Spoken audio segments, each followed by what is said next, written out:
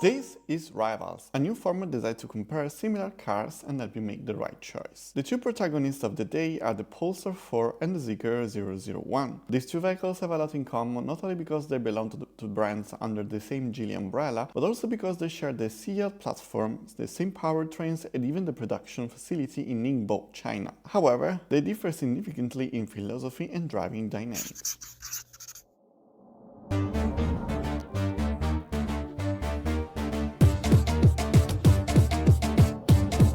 Talking about design, aesthetics are always subjective, but I believe the Polestar 4 stands out for its refinement. It has a much stronger presence, especially at the front with its large dual-blade headlights, illuminated logo and smooth flowing lines. The rear with no rear window and thin light strips is particularly striking, especially during the night.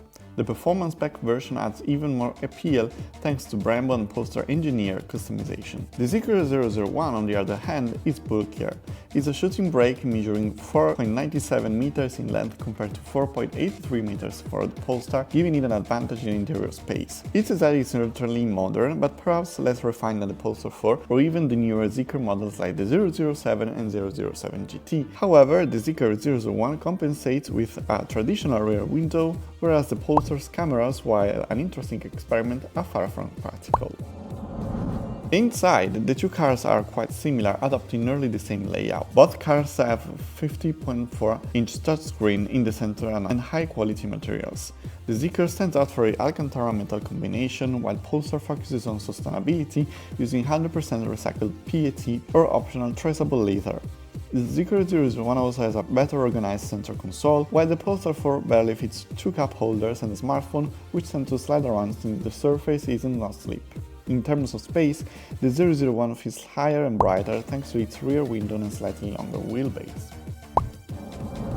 The two brands take completely different approaches to software. Zeekr 001 runs on a proprietary OS developed in-house with partners like Here Maps for navigation. This system is evolving but still needs improvement. Polestar, like Volvo, relies on Google. The interface is intuitive and user-friendly, functioning like a standard Android tablet with Google services integrated, including maps and additional app downloads. Polestar Charge is also a major advantage, and it's currently the only system natively compatible with Tesla superchargers. However, both vehicles lean too much towards the Tesla-style approach, reducing physical buttons to a minimum and handling most controls electronically or throughout the steering wheel. Yes, voice commands exist, but they are rarely as efficient as the physical buttons.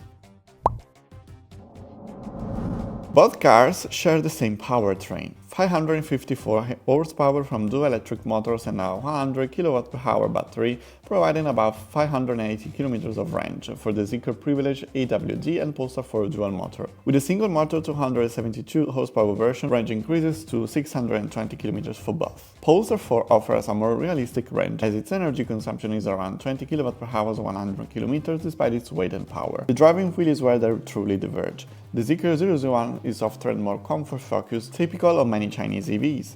Its air suspensions makes a little difference between settings, where the Polestar 4 delivers a more engaging drive. It has a slightly understeering setup, some body pitch, but remains sportier and more dynamic. Its ABS and one-pedal drive system perform better, and steering feel is more precise. That said, parking the Polestar 4 is frustrating due to its camera system. While the Zeekr 001's small rear view still provides better visibility, its ADS system is too sensitive with overly aggressive alerts that can be annoying.